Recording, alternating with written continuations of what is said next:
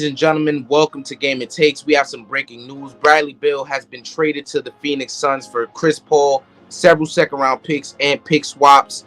The deal could take a few days for the full framework to be completed, but Beal is on his way to the Suns to form a new big three with Devin Booker and Kevin Durant. As we all know, Bradley Beal is one of the premier scorers in the league. He led the league in scoring in 2021, and now he's being added with Kevin Durant, one of the greatest scorers of all time, and Devin Booker, soon to be, well, he is one of the greatest scorers in the league right now, but we all could assume he'll be, when it's all said and done, one of the greatest scorers in NBA history as well. The Phoenix Suns they went 6 games with the Denver Nuggets. They showed the Denver Nuggets their most adversity in the playoffs, and that was the only team that took the Denver Nuggets that far and gave them that much adversity, like I said.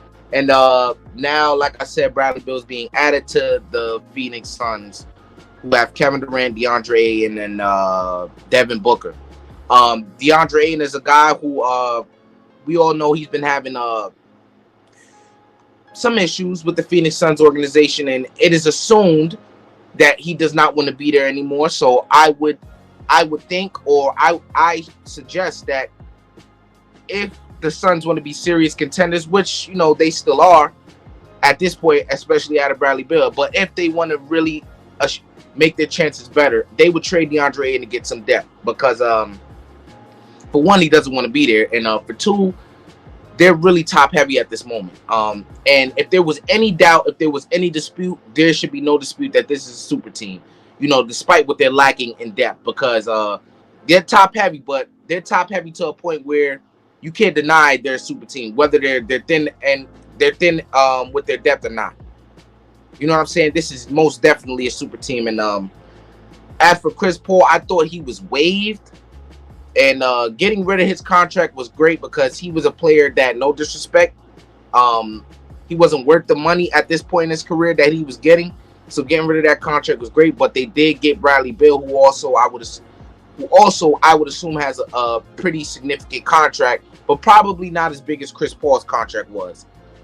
He's a better player than Chris Paul. Adding him would help them.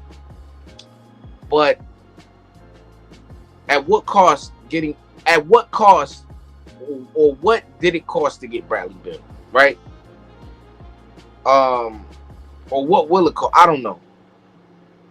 But I think the next move for the Phoenix Suns in this all season should be to trade DeAndre Ayton. He quit on the team, in my opinion, in this playoffs. And there's many other times you could point to where it looked like he quit on the team. He's not a player to me who's progressing. I think it's time to trade him before it gets worse. I don't think it's a situation like people think it is. I don't think it's any of that. I think DeAndre Ayton is not the player that we all thought he would be. He's been getting worse and worse every season. But that's neither here nor there. We're not going to turn this into that video. Look, breaking news is Bradley Beal is now with the Phoenix Suns. He's on his way to Phoenix. And me and my co-host Eddie will be touching base on this topic in the near future, and we definitely will be giving you a joint opinion about it. But until further notice, make sure you hit the like button and make sure you subscribe to Game It Takes. We are trying everything in our power to give you the best content. Make sure you hit the like button and subscribe if I already didn't say that. And also follow us on our social media platforms: Instagram, TikTok, Facebook, and Twitch. And thank you for watching.